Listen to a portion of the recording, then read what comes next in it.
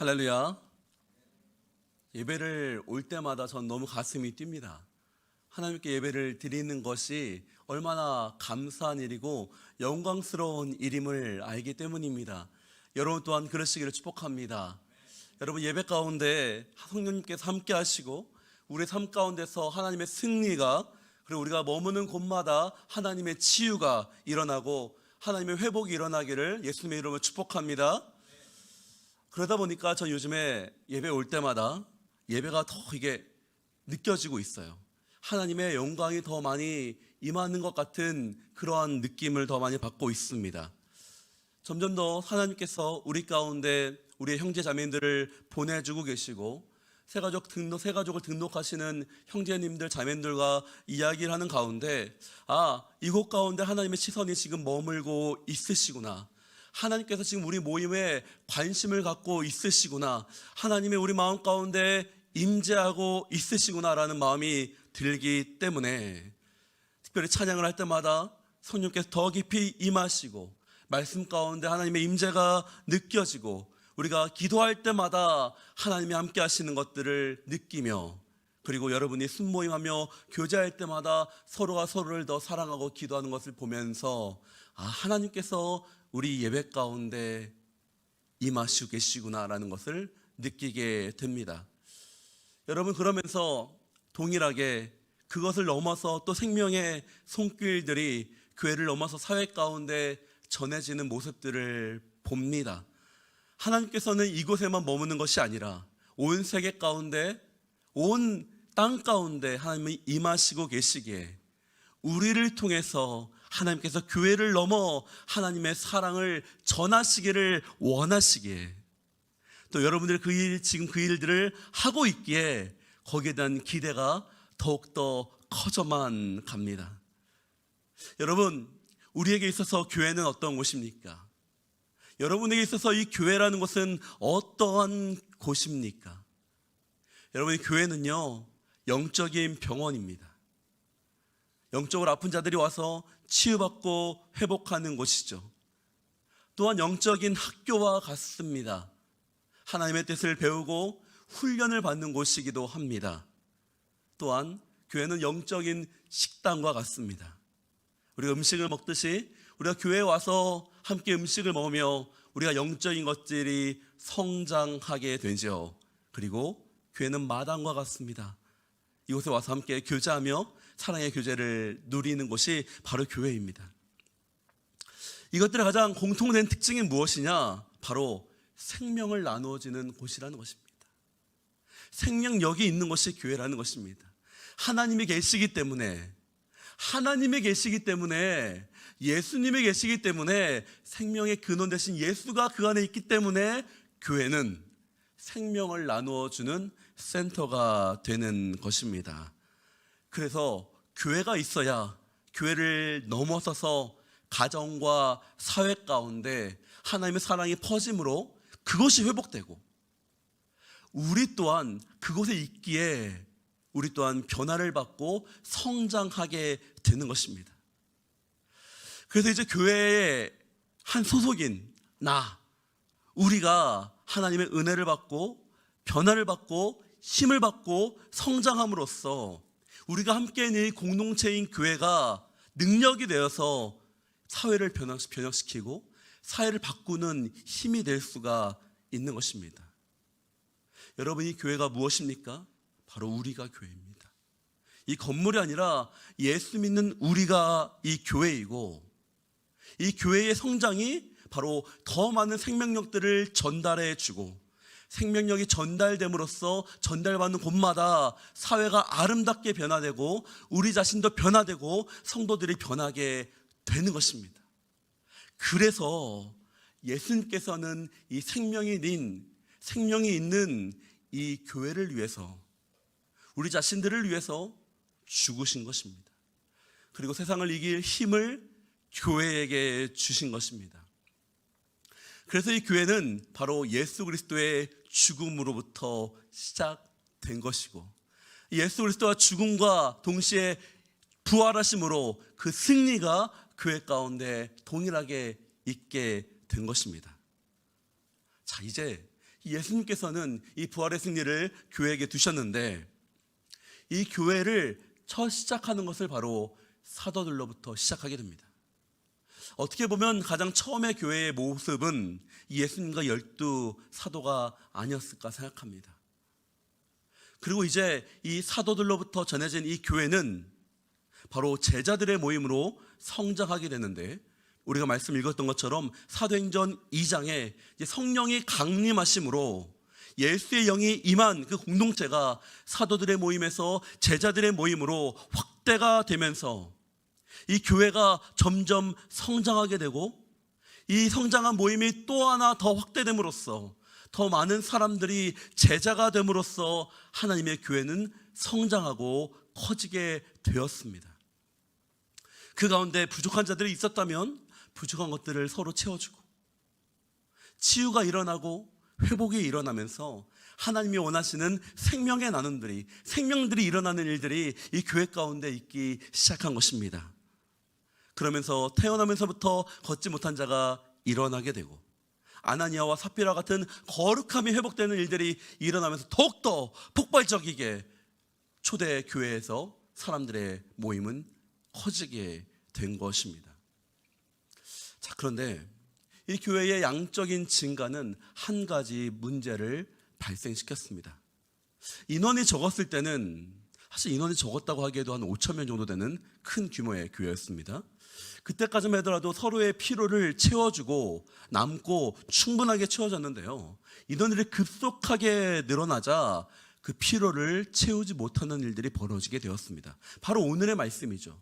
우리 1절 말씀 한 번 더 함께 읽겠습니다. 시작.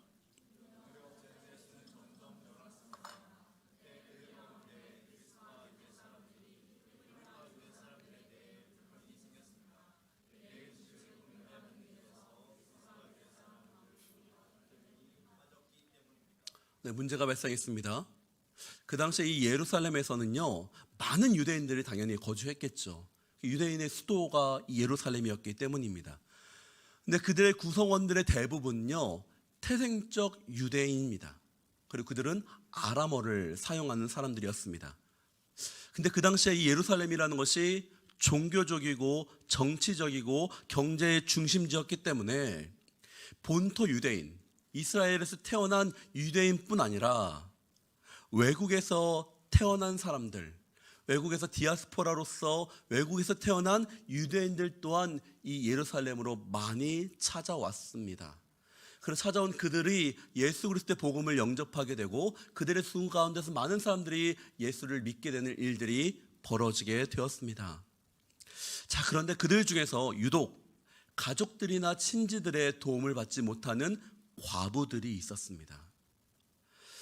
교회는 특별히 이 고아와 과부들에게 도움을 주는 데 있어서 많은 신경을 썼습니다.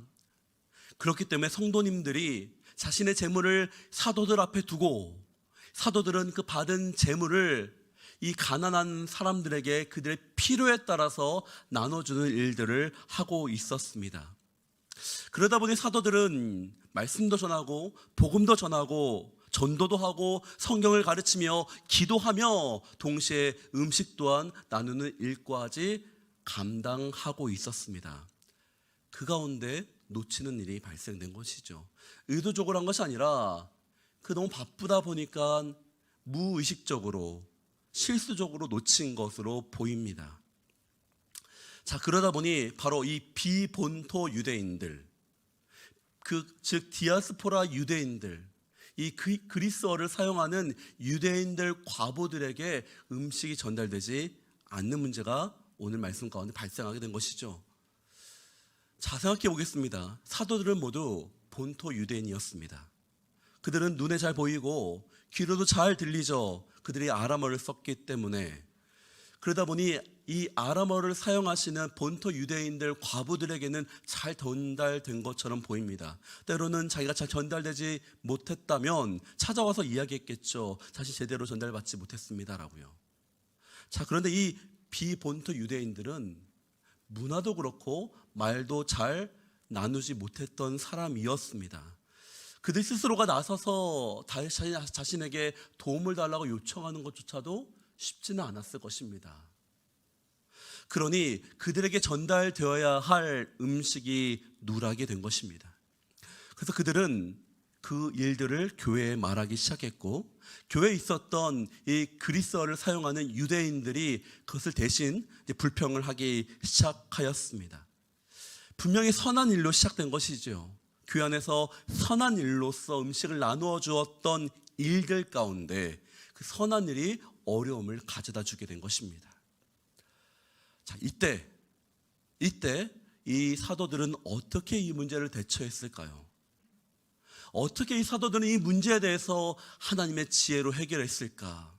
여러분, 이것을 오늘 우리는 잘 봐야 되는 것입니다. 우리가 2절 말씀 함께 읽도록 하겠습니다. 시작.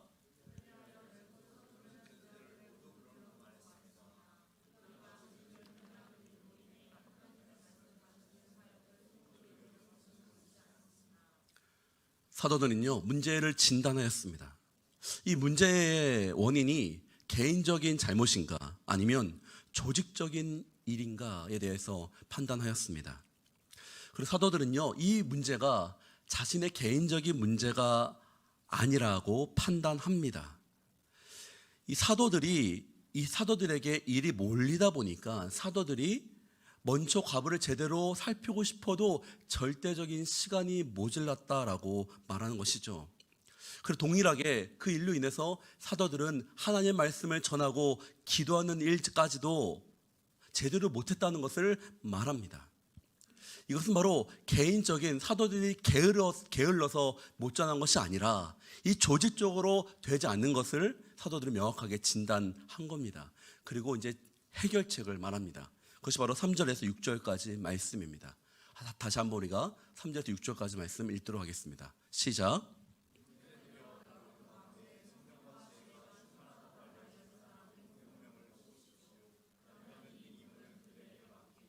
우리는 기도하고 말씀을 가르치는 일에 온 힘을 기울이겠습니다. 모든 사람들이 이 제안을 기쁘게 받아들였습니다. 그들은 믿음과 성령이 충만한 사람 스데반과 빌립, 프로고로, 니가노르, 디몬, 바네와 유대교로 개종한 안디옥 사람 니골라를 뽑았습니다. 그들은 이 사람들을 사도들 앞에 세웠고 사도들은 그 사람 머리 위에 손을 얹고 기도했습니다. 자, 해결책을 어떻게 제시했습니까? 바로 사도들의 대신에 이 교회의 사역을 감당할 리더인 7명을 뽑는 것이었습니다. 그래서 그 7명을 뽑고 그들에게 위임하여서 교회의 일을 사역을 감당하라고 하면서 사도들은 말씀과 기도에만 전념하게끔 해결책을 제시한 것입니다. 이것이 바로 1절에서 6절까지의 말씀이죠. 여러분, 우리가 이 말씀을 잘 볼 때에 이 사도들의 지혜를 주목하기보다는 이 사도들이 분명히 이 지혜 또한 하나님이 주신 지혜죠. 그런데 이 사도들이 열심히 일하지 않아서 생긴 일도 아니고 더 열심히 일하면 이 문제가 해결될 것이라고 이야기한 것도 아니고 이 문제가 조직의 문제라고 생각하였기 때문에 이제 우리가 이 조직의 문제를 잘 해결하기 위해서 자신의 문제에 대해서 성도들에게 물어본 것이죠. 그런데 이 물어봤을 때 성도들의 대답이 놀라운 것입니다. 우리가 이 부분에 오늘 좀 말씀을 집중하고자 합니다. 이 성도들은 어떻게 자신의 이 문제에 대해서 그리스도파에 속한 자들을 하나님의 리더로 세울 수 있었을까요? 여러분, 여기서 우리가 중요하게 바라봐야 될 이 주제가 뭐냐면요, 새로운 물결의 파도가 일어나면요, 우리는 바로 그 물결의 파도를 타야 된다는 것입니다. 제가 좀 멋있게 표현하려고 생각을 많이 해봤는데요, 이해가 되시나요? 조금 더 쉽게 이야기해 보겠습니다. 많은 사람들이요, 초대교회의 이런 모습을 따라하려고 많이 바라봅니다. 교회가 초대교회를 따라가야 된다라고 하죠. 왜냐하면 그 순간만큼은 완전한 사귐과 완전한 나눔이 있었다고 생각하기 때문입니다. 저 또한 목회자로서 우리 교회가, 제가 섬기는 공동체가 완전한 나눔과 사귐의 공동체가 되기를 바랍니다. 그런데요, 때로는 이 초대교회에서만 있었던 이 일은요, 굉장히 일시적인 일이었음을 여러분 기억하시기 바랍니다. 5,000명 정도 되는 이 규모의 교회, 작은 교회는 아니죠. 자, 그런데 그 초기에 잠깐 일어났던 일입니다. 오히려 규모가 작기 때문에 할 수 없는 일들도 있어요. 하지 못하는 사역들이 있습니다. 오히려 더 많은 교회가 사람들이 옴으로써, 교회가 성장함으로써 교회는요 한 모양으로만 멈추는 것이 아니라 교회는 반드시 변화돼야 됩니다. 왜냐하면 교회라는 것은요 고정된 하나의 유기체, 하나의 어떤 형태가 아니라 유기체, 움직이는 사람들이 바로 교회이기 때문에 이 교회는 상황에 따라서 계속해서 변화되어야 되는 것입니다. 하나님께서 사람들을 모으셨잖아요. 하나님께서 사람들을 불러들이셨잖아요. 그러면 거기에 맞춰서 교회는 변화되어야 된다는 것이죠. 이 초대교회를 보면 점점 더 많은 사람들이 찾아오는 곳이 되었습니다. 그러면서 반드시 질서가 필요한 곳이 되었습니다. 조직이 필요한 곳이 되었습니다. 더 많은 생명력을 전달하기 위해서, 더 많은 교제가 일어나기 위해서 교회는 조직이 필요하고 리더가 필요하고 위임이 필요했다는 것입니다. 새로운 흐름 가운데 가니까 새로운 흐름에 맞춰서 새로운 모습의 형태의 교회의 조직이 일어나야 됐다는 것입니다. 자, 그런데 그 흐름 가운데 이 교회는 굉장한 중요한 결정을 합니다. 바로 그것이 오늘 말씀이죠. 비본토 유대인을 리더로 삼았다라는 것입니다. 3절에 보면 이 사도들이요 이 유대인들에게 요청합니다. 교인들에게 요청해요. 교회를 섬길 자를 추천해 달라고 합니다. 사도들이 직접 결정하는 것이 아니라 성도들에게 요청하는 것입니다. 교회를 섬길 자를 추천해 주십시오. 그런데 그 교인들이요 결정을 한 것이 7사람을 뽑았는데 그들의 이름이 어떻게 됩니까? 스테반, 빌립, 브로고로, 니가노르, 디몬, 바메나, 니골라입니다. 굉장히 어렵죠, 이름이. 왜 어렵냐면요, 이 이름이 그리스어이기 때문이에요. 이들은요 이름 자체가 그리스어로 지을 만큼 비본토 유대인이었습니다. 즉 이 이스라엘에서 태어난 사람들이 아니라 이스라엘 밖에서 태어난 태어났던 사람들이라는 것입니다. 디아스포라 사람들이에요. 거기다 이 니골라는요 완전 이방인이었어요. 비본토 유대인도 아니고 그냥 완전한 이방인이었습니다. 그가 유대교로 재종한 것이죠. 여러분, 교회가 일어났던 이 문제를 해결하기 위해서 주류가 아닌 비주류의 사람들을 세웠다는 것은 너무나 놀라운 은혜와 진리가 있다는 것입니다. 여러분, 이 문제의 시발점이 어디 있던 거죠? 헬라파 유대인, 그리스어를 사용하는 유대인 과부들의 문제였습니다. 그런데 사실 그 당시에 이 교회의 대부분을 차지했었던 사람들은요 유대인들이었어요. 본토 유대인, 아람어를 사용하는 유대인들이었다고요. 그런데 그들은요 소수의 사람들, 그리스어를 사용하는 소수의 과부들을 위해서 리더를 누굴 뽑았다고요? 그리스어를 사용하는 리더들을 뽑은 것입니다. 여러분, 이것이 너무나 놀라운 것입니다. 왜 그들은 어떻게 이 그리스어를 사용하는 리더들을 뽑을 수 있었는가? 바로 그것은 교회가 바로 선교하는 방향으로 움직이기 시작했기 때문입니다. 하나님의 시선을 그들은 알았기 때문입니다. 당장의 모습을 보면요 90% 넘는 사람들이 유대인이니까 본토 유대인들 중에서 리더를 뽑아서 사도들 대신에 그들을 다 다스리게 하는 것이 맞는 것입니다. 그것이 지혜로운 것이죠. 그런데 그들은 하나님의 시선을 보았고 하나님 방향성을 보았고 이제 교회가 선교하는 교회로 이 이스라엘을 넘어서 전 세계 가운데 복음이 전파되어야 된다는 것을 하나님의 시선을 그들은 알았던 거예요.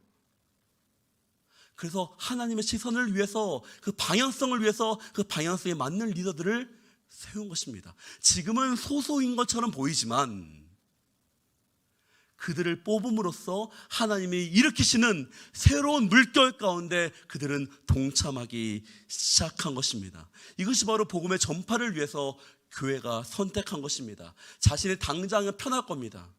본토 유대인들을 뽑으면 당장 우리가 더 많이 편할 겁니다. 그런데 자신들의 유익과 자신들의 이익을 내려놓는 교회의 결정이 그 가운데 있었다라는 것입니다. 여러분, 예수님께서 승천하셨을 때에 500명이 되는 사람들이 예수님의 승천을 보았습니다. 마가다락방에서는 몇 명의 제자들이 함께 했죠? 120명이 되는 사람들이 마가의 다락방과 함께 했습니다. 그들은 모두 본토 유대인들이었어요. 그들은 지금 어디 갔을까요? 이 7명의 사람들은요, 그 120명에 포함된 사람이 아니었어요. 즉 일진이 아니었다고요. 사람들이 다 알고 있던 사람들이 아니었다고요. 완전 모르는 5,000명이라고 생각하면 5,000명 중에서도 극히 소수들만 알던 사람들이 바로 7명의 리더들이었습니다. 하나님의 기준으로 사람을 뽑았기 때문에, 영적인 기준으로 사람을 뽑았기 때문에 그들은 새로운 파도에 준비할 수가 있었다라는 것입니다. 만약에 그들이 세상적인 기준으로 뽑았다면 결코 교회는 새로운 하나님의 방법에 동참하지 못했을 것입니다. 하지만 그들이 기도하는 가운데, 그들 가운데 하나님의 성령의 지혜가 임하자 그들은 하나님의 시선을 바라보았고, 하나님의 시선 가운데 새로운 리더를 뽑음으로써 그 물결을 대비하고 준비할 수가 있었던 것입니다. 이것은 마치 하나님의 12제자, 예수님의 12제자와 뽑는 것과 비슷해 보입니다. 예수님이 12제자를 뽑으실 때도 결코 세상의 기준을 뽑지 않으셨습니다. 유명한 사람들이 있었습니다. 정치인들도 있었고요, 사내들인 공의원들, 바리새인들, 사두개인들, 이름만 대면 아는 수많은 율법학자들도 있었습니다. 근데 하나님께서는 그들을 제자로 부르시지 않았어요. 오히려 예수님 부르신 사람 누구입니까? 가난하고 소외되고 남들이 알아주지 않았던 사람들이었습니다. 그런데 하나님은 그들을 부르셔서 하나님의 뜻에는 그들이 맞았기에 그들을 사도로 세우시고 하나님의 교회를 맡기신 것입니다. 하나님의 뜻으로 그들을 세웠다라는 것입니다. 여러분, 이것은 우리에게 어떤 능력을 주십니까? 어떤 우리에게 마음을 주십니까? 여러분이 바로 우리가 하나님께서 부르신 자들이라는 것입니다. 세상의 기준으로 여러분 판단하지 마십시오. 하나님이 우리를 부르셨다면 그것이 바로 옳은 것이고 그것이 정답인 것입니다. 여러분, 나를 하나님이 부르신 거예요. 우리를 하나님께서 부르신 겁니다. 여러분, 그 사실을 결코 잊어서는 안 됩니다. 하나님은 내가 보는 나보다 나를 더 깊이 아시고, 내가 판단하는 나보다 내가 앞으로 무엇을 할지를 주께서는 아시기 때문에 우리를 부르시고, 우리를 성도로 부르시고 우리에게 위임하시며 하나님 나라를 맡기신 것입니다. 그러면서 여러분, 우리 이 교회가 성장할 때에 가장 방해하는 것은요, 오히려 교회 밖에 있는 사람이 아니라 교회 안에 있는 우리일 수 있습니다. 만약 우리가 이 변화되는 교회의 모습 가운데 새로운 파도가 일어나고 있는데 우리가 이 준비하지 않으면 그 파도를 따라갈 수 없습니다. 때로는 예전의 모습이 좋다고 예전의 고집대로 방향성만을 생각하고 그렇게 따라가려고 하면요, 우리가 오히려 도태되고 하나님의 뜻을 쫓아가지 못하는 사람이 되고 맙니다. 여러분, 만약에 내가 결정한 것이 하나님의 뜻과 반대가 된다면 얼마나 그것이 끔찍한 일이겠습니까? 그렇지 않기 위해서 우리는요, 늘 생각해야 됩니다. 하나님의 시선이 지금 어디 있는가? 하나님은 지금 무엇을 바라보고 계시는가? 그러기 위해서 우리는 하나님의 말씀을 공부하고 예배에 참석하고 예배 가운데 주님을 만나야 하고, 내 자신만의 삶을 넘어서 교회와 사회와 나라 가운데 지금 전 세계 가운데 하나님이 어떻게 일하시고 계시는지를 우리는 알아야 되는 거예요. 그래서 나에게만 시선을 맞추는 것이 아니라 나에게 임하시는 하나님을 넘어서서 나를 넘어선 하나님, 이 나라에 임하신 하나님, 전 세계에 임하신 하나님의 뜻을 알아야지 우리는 그 파도에 따라갈 수가 있게 되는 것입니다. 그럴 때에 나에게 갇혀있는 신앙은 사회와 같은 신앙이거든요. 죽는 거예요. 사회는 죽은 바다예요, 여러분. 들어오긴 한데 나가는 게 없기 때문에 죽은 거거든요. 그런데 샘은 어떻습니까? 계속해서 솟아 올라오는 거예요. 여러분, 우리는 그 샘과 같은 신앙이 있기를 축복합니다. 그러기 위해서 우리는 하나님의 방향성을 봐야 되고, 하나님 지금 어디 일하시는지를 우리를 봐야 되는 것입니다. 여러분, 이를 위해서는 저는 우리 공동체에 2가지를 권면드리고 싶습니다. 첫 번째, 하나님께서 우리 공동체 가운데 새로운 파도를 준비시키고 있음을 봅니다. 우리는 준비해야 됩니다. 우리 예배가 단지 한국인들만의 예배가 되어서는 안 됩니다. 여러분, 이 말은 어떤 뜻이냐면 우리가 뭐 이 안에 영어 예배도 만들고 몽골 예배 만들고 캄보디아어 예배 만들고 그걸 말하는 게 아니에요. 점점 우리나라 가운데 많은 이주민들이 들어오고 있습니다. 그들의 언어로 된 예배가 필요하죠. 그런데 그들이 한국에 들어와서요 정착하고 있습니다. 그들 정착하면서 한국어를 배우고 이 땅에 거주하는 자들이 늘어나고 있습니다. 이미 이주민이 250만이 들어왔습니다. 10년 후면요 400만 명이 들어올 겁니다. 여러분, 그들이 이 땅에 온 이유가 무엇 때문일까요? 단지 노동력이 부족해서? K-팝이 유명해서 K 드라마 좀 보려고? 아니에요, 여러분. 그것은 단지 사회적 현상으로 보는 것이 아니라 그 뒤에 계신 하나님의 뜻이 무엇인가를 우리는 봐야 되는 것입니다. 왜냐하면 하나님께서 이제는요 선교사가 그 나라 가서 선교하기 너무나 힘든 나라들이 되었습니다. 너무나 힘든 세상이 되었어요. 그러다 보니까 그 나라에 가서 선교를 하기보다 그들로 하여금 한국에 와서 복음을 들을 수 있는 기회를 지금 만들고 있는 파도를 일으키시고 있는 거예요. 이미 10년 전부터 20년 전부터 잔 물결들이 막 일어났던 이 파도가요 이제 한국을 점점 더 덮을 겁니다. 더 많은 자들이 이 땅에 와서 하나님 복음을 듣기 위해서 주께서 부르실 거예요. 제가 며칠 전에 카이스트에 갔거든요. 벚꽃 보러 갔는데요. 정말 외국인들 많더라고요. 예. 그리고 이제 저희 집 앞에 저희 아들이랑 같이 이제 농구를 하려고 갔는데 초등학교 아이들인데 외국인인 거예요. 외국인 출신이죠. 외국인 출신인데 초등학교도 이미 많은 아이들이 다니고 있다라는 이야기를 들었습니다. 여러분, 이미 우리 주변에 하나님께서 부르신 사람들의 파도들이 보이고 있습니다. 느껴지고 있어요. 자, 그러기 위해서 우리는 이제는 준비해야 되는 거예요. 무엇을 준비하느냐? 누구와도 상관없이, 국적과 상관없이 누구나 와서 함께 드릴 수 있는 예배가 되어야 된다라는 소망과 기도를 준비해야 된다는 거예요. 한국어로 예배를 드리면 좋죠. 네. 때론 영어 예배 필요하면 영어 예배 보내십시오. 중요한 건 무엇이냐? 그들을 맞을 마음의 준비가 우리가 되어 있어야 된다는 거예요. 그럴 때로는 우리가 외국인을 만난다 할지라도 그들을 전도해서 여기 함께 찬양하자고, 함께 예배드리자고 데려올 수 있는 마음의 준비가 우리가 되어야 된다는 것입니다. 누구나 올 수 있는 교회, 누구나 함께 할 수 있는 교회, 그 파도를 주께서는 우리 예배 가운데 있기를 원하시는 것입니다. 중요한 것은 우리의 태도와 우리의 생각을 먼저 바꿔야 한다는 것이죠. 우리가 우리 것만 고집한다면, 그래서 하나님이 보내신 사람을 밀어낸다면 우리는 주님의 뜻을 막을 수 있습니다. 하지만 우리가 준비하고 기도하고 그 일을 위해서 소망하고 준비할 때 하나님께서는 이 교회를 하나님의 뜻으로 만드실 것입니다. 저는 그렇게 되는 교회가 되기를 소망합니다. 때로는 내가 있는 곳이 나에게 맞지 않는 것처럼 느껴질 때가 있어서 포기하고 싶을 때가 여러분 가운데 그런 마음이 생길 때도 있을 것입니다. 여러분, 포기하지 마십시오. 여러분을 변화시키십시오.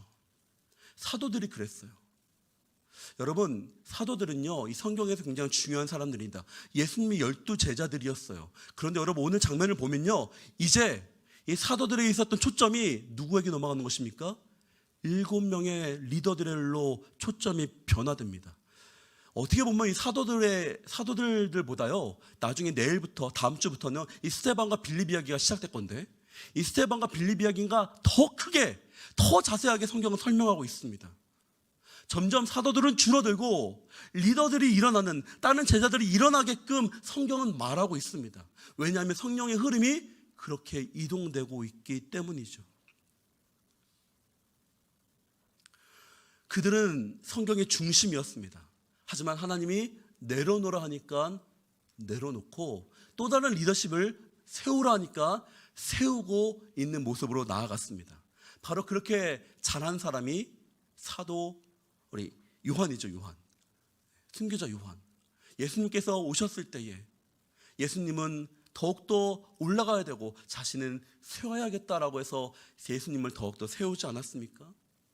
여러분, 그것을 반드시 여러분 기억해야 되는 것입니다. 파도는요 계속 몰려와요.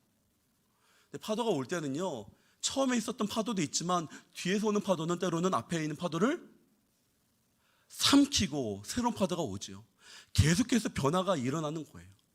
그렇다면 우리는 계속해서 이 하나님께서 일으킨 파도 가운데 우리 자신을 변화시키면서 나 자신을 예수 그리스도에 맞게 성령님을 의지하면서 내 자신을 변화시키며 내 자신이 하나님 뜻에 맞춰지며 나의 눈길이 하나님의 시선에 맞춰지면서 변화를 받아야 되는 것입니다. 여러분, 그럴 때 우리가 하나님의 새로운 파도에 맞춰갈 수가 있는 것입니다.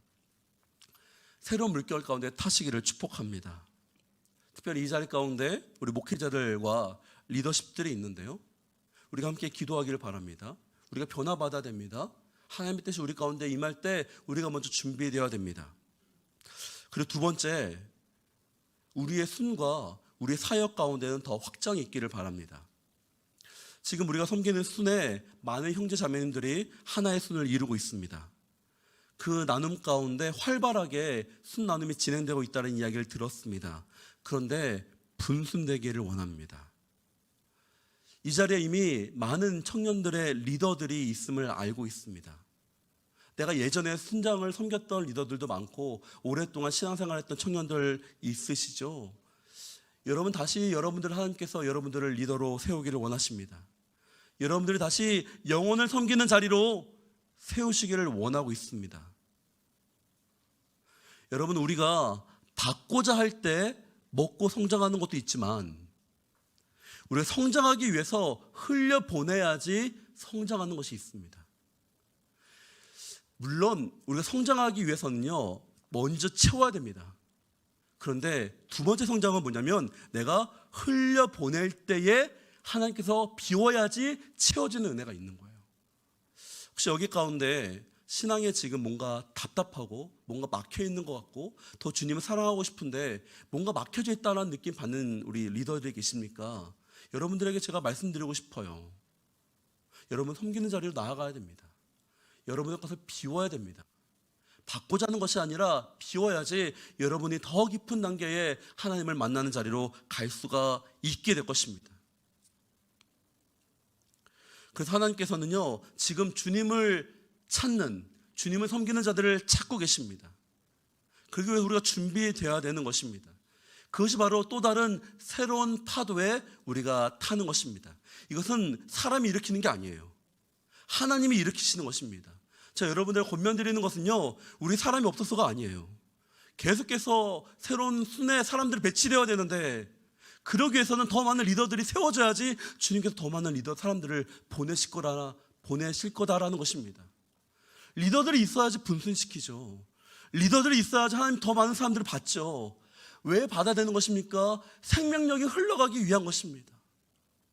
여러분, 그러기 위해서 여러분이 자신을 내려놓고 하나님 앞에 그 파도 가운데 여러분 자신을 드리기를 예수님의 이름으로 축복합니다. 말씀을 정리하고자 합니다. 우리 특별히 우리 리더들을 축복합니다. 제가 리더들 볼 때마다 마음이 너무 기쁘거든요. 완전 행복하거든요. 알면 알수록 준비된 사람들이 너무 많고 귀한 리더들이 너무나 많아요. 저하고 우리 전도사님 부족한데 우리 교역자들을 잘 섬겨주시고 세워주시고 한마음으로 섬겨주시니 너무나 감사합니다. 우리 초대교회 리더들처럼 우리 리더들이 이 바쁜 일터 가운데서도 예배를 위해서, 순원들을 위해서 매일매일 큐티하고 기도한다는 거 여러분 알고 계십니까? 그리고요, 매주 목요일 밤마다는요, 우리 리더들이 모여서 여러분 순을 위해서 기도하고 있습니다. 집중해서 기도하고 있어요. 우리 토요일은요, 예배팀들이 밤마다 모여서요, 함께 교회 위해서, 예배를 위해서 기도하고 하나님의 뜻을 구하면서 연습하고 있습니다. 그들도 바빠요. 바쁜 일터 가운데 자신의 시간을 내어놓고 자기 개발보다 하나님에게 자신의 시간을 드리는 리더십들이 있기 때문에 교회가 생명력이 있게 되는 것입니다. 저는 이런 리더십들로 여러분들을 또 초대하고 싶습니다. 그리고 여러분들의 그 성도님들 또한 그런 리더들이 되기를 축복합니다. 그래서 이 예배를 통해서, 이 하나님의 교회를 통해서 많은 자들이 예수께 돌아오고 예수를 아는 그런 은혜를 경험하는 여러분 되시기를 예수님의 이름으로 축복합니다.